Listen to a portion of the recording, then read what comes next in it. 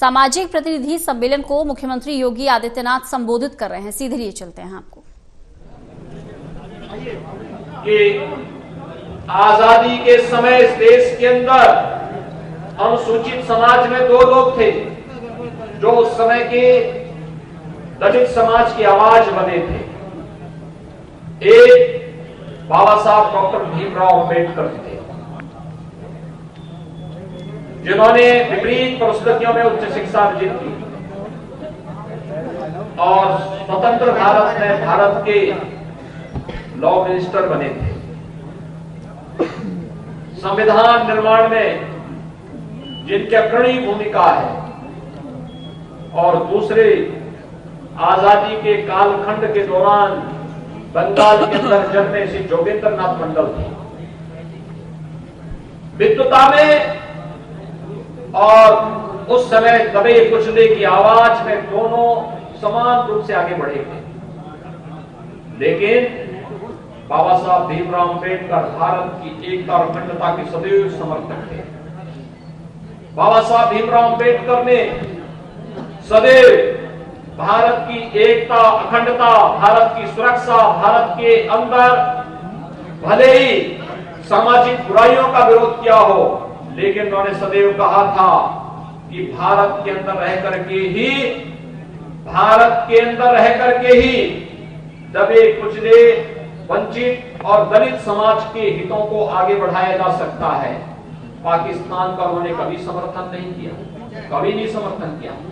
लेकिन जोगेंद्र नाथ मंडल से गलती हो गई, उन्होंने पाकिस्तान का समर्थन किया। जोगेंद्र नाथ मंडल की क्या स्थिति हुई? वे पाकिस्तान के लॉ मिनिस्टर बने।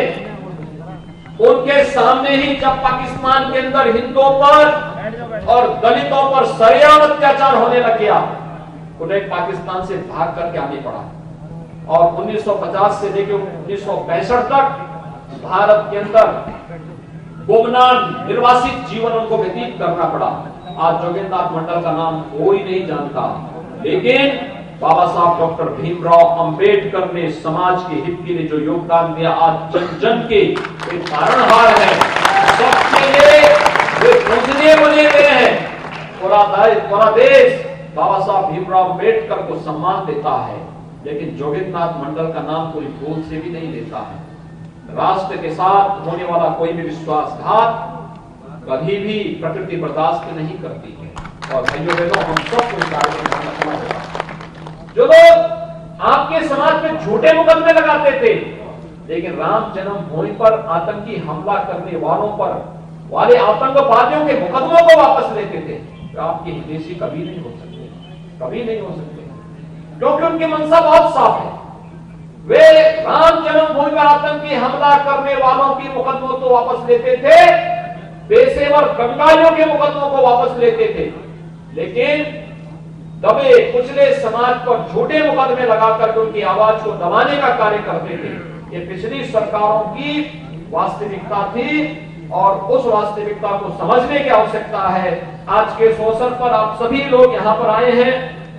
इस अवसर पर मैं एक बार फिर से आप सबका हृदय से अभिनंदन करता हूं। आप सभी लोग यहां से जाएंगे, अपने अपने जनपदों में सम्मेलन करके एक एक घर को समाज और राष्ट्र की मुख्य धारा के साथ जुड़ करके कैसे कार्य किया जाना है, इसके लिए अवगत कराएंगे। इस विश्वास के साथ आप सबके प्रति मैं अपनी शुभकामनाएं देता हूं।